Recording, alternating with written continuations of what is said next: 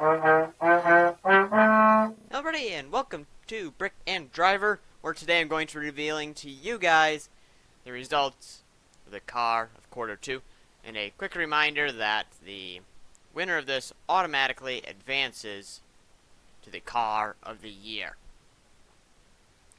Alright, so let's get into it. This is the closest by far of any competition that we've ever had in Brick and Driver, with it being separated by just a point between some places and no points in some cases. But anyway, let's start here. And this is the first time I've ever actually had a tie for place. Tie for fourth, fifth, whatever you want to call it, is between the TMT Zealand Limited and the Omega Dearborn 2500 single cab. So let's start with the TMT. The judges were impressed by its interior. We really liked the dashboard, we liked the TV, seats, cup holders, things of that nature. One thing that let us down a little bit was the styling.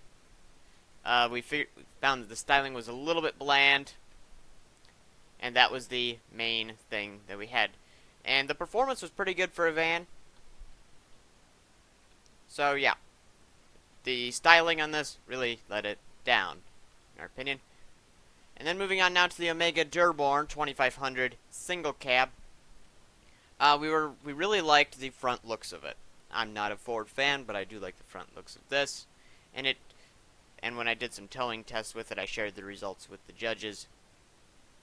It did really well.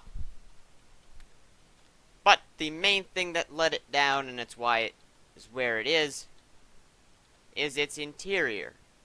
Doesn't have much for an interior. Like, it has a working steering wheel, some seats, dash, and that's about it. Doesn't have an infotainment screen or anything. So yeah, those were both tied at 13 points. So now we move on here. This is, as it being the first time there's a tie, we'll definitely make it the first time that there's been two ties. There was a tie for second, third, whatever you want to call it, between the TAC Model T Alpine and the Kumo Yaru GTS. They were tied at 21 points. Let's start with the TAC. We were really impressed with the fact that, unlike most modern car companies, this off-road package actually makes it go off-road better and definitely improves the looks. And it is very capable off-road. We also liked the interior of it. Nice seat backs, nice dash with detail, decent, nice looking steering wheel. And yeah, but the thing that let us down, and it's why it's where it is, there's a few little unclean spots in the interior. Like, if you look closely here, it's kind of hard to see it because of the light, but you got a couple studs hanging out and stuff like that here and there. That was the thing that let it down. Alright, let's move on now to the Kumo Yaru GTS, remember, tied with the TAC at 21 points. The judge or two commented on the styling as being a little bit odd, but yeah, it's 221 bricks too. So that was one thing that impressed us. The interior, well, what more do you expect for 221 bricks, to be honest? It's equal with the Omega, but the thing that got it to where it is its performance. I'm going to run it up here a little bit just because it is amazing. You could stick this wherever you want, and you'll come out the other side in one piece and have a good old time doing it too. But anyway, that's why it's where it is. Main reason is the performance and the brick count. That just leaves one card left for number one. It was only a 1 point difference between the second, third tie and then first. Meaning the Berkshire had 21 points. And yeah, we were impressed by its styling.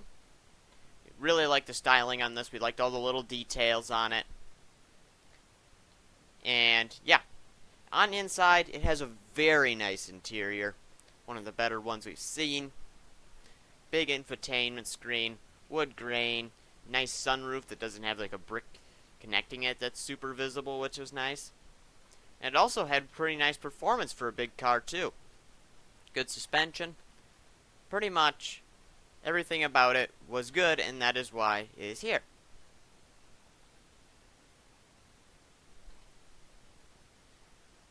Yeah. So anyway, this is your car of quarter 2 car thing. I'm repeating myself. I don't really know why. And remember now, the Berkshire will move on to be in the car of the year automatically.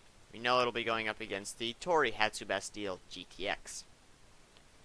So yeah, I hope you enjoyed this video. If you have any suggestions for future Brick drivers or just other videos in general, let me know down in the comments. And I have some exciting news. Well, might be exciting, but I'm going to tell you anyway. I've decided that since there's a gap in between Brick drivers right now with people not really releasing brand new cars, but older cars instead, like 90s and 80s, stuff like that, I think what I'm going to do is some cars of the year for older models. Like basically 2018 and older. I'm going to get some of those in, maybe like one of those a month. I won't do like car of the quarter because that didn't really exist then. And when I do 2018, I'm not going to make the car be built in 2018. It'll just be 2018 model year, because I know builders have progressed a lot. But anyway, thank you very much for watching. I hope you enjoyed, and see you next time.